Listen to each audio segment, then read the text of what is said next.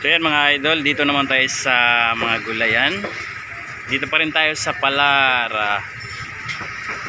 Talipapa o Palar Wheat Market. So napakaraming gulay nito mga sariwa. Hindi na natin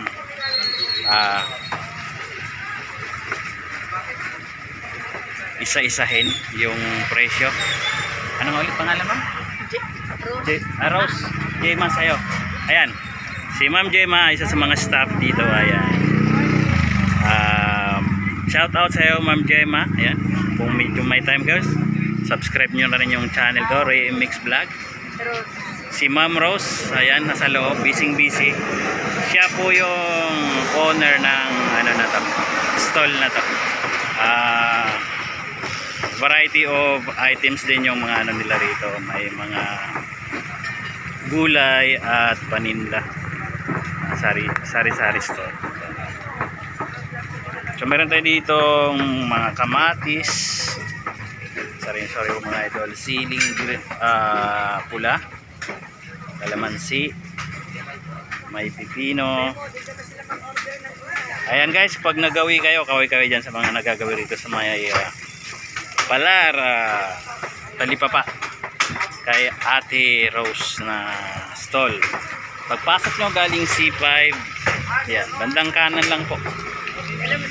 Sa kanya yung pinakamaraming display ng gulay. Ayan, sa kanya.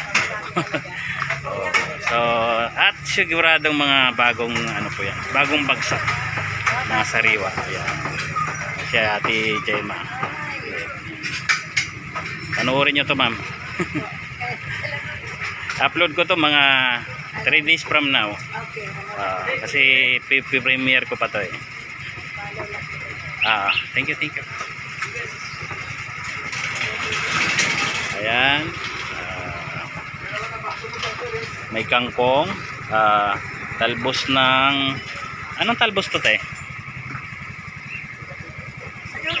Ayun, talbos ng sayote. Oh my gosh. Parang hindi ako taga bundok.